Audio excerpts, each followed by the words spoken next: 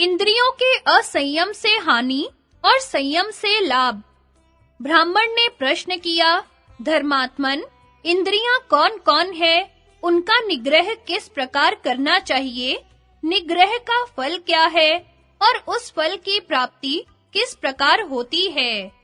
धर्मव्याद बोला, इंद्रियों द्वारा किसी-किसी विषय का ज्ञान प्राप्त करने के लिए सबसे पहले मनुष्यों का मन प्रवृत्त होता है।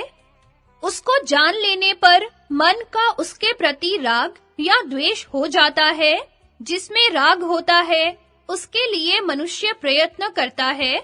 उसे पाने के लिए फिर बड़े-बड़े कार्यों का आरंभ करता है और प्राप्त होने पर अपने अभीष्ट विषयों का बारंबार सेवन करता रहता है।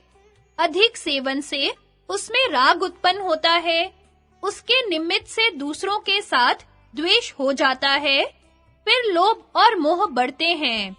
इस प्रकार लोभ से आक्रांत और राग द्वेष से पीड़ित मनुष्य की बुद्धि धर्म में नहीं लगती। अगर वह धर्म करता भी है तो कोरा बहाना मात्र होता है। उसकी ओट में स्वार्थ छिपा रहता है।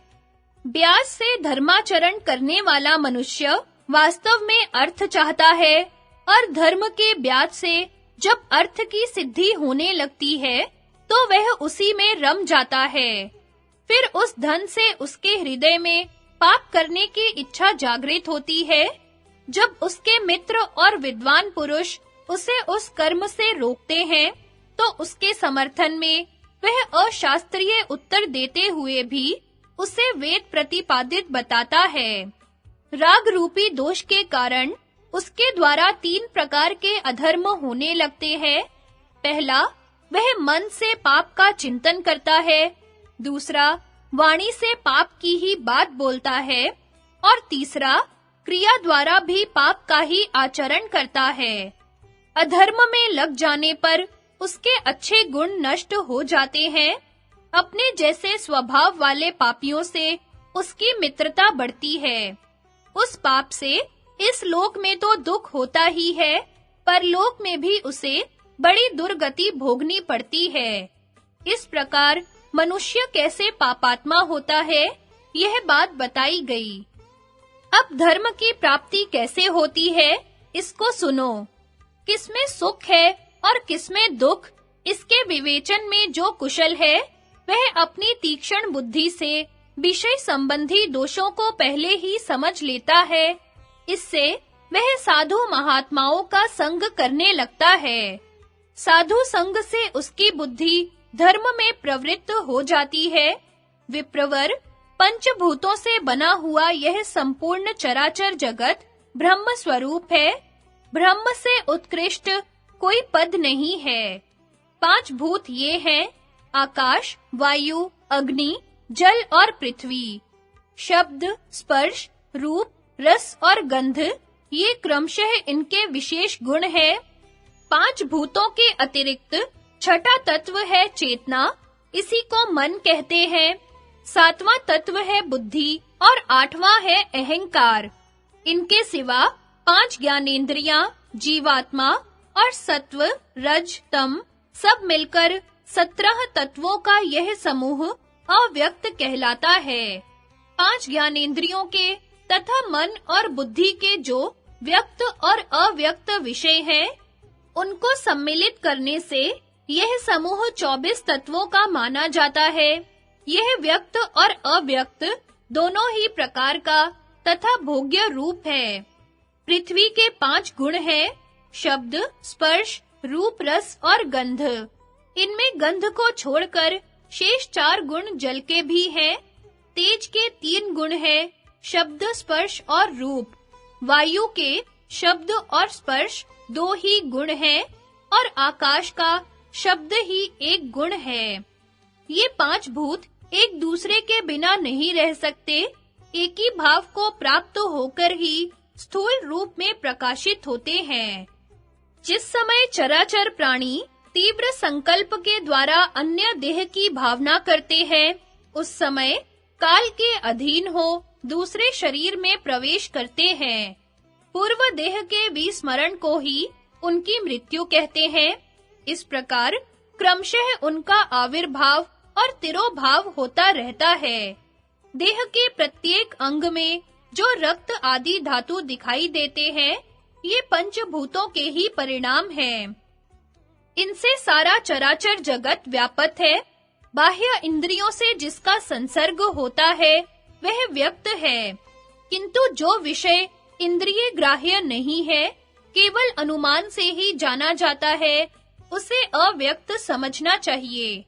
अपने अपने विषयों का अतिक्रमण न करके शब्द आदि विषयों को ग्रहण करने वाली इन इंद्रियों को जब आत्मा अपने वश में करता है, उस समय मानो वह तपस्या करता है।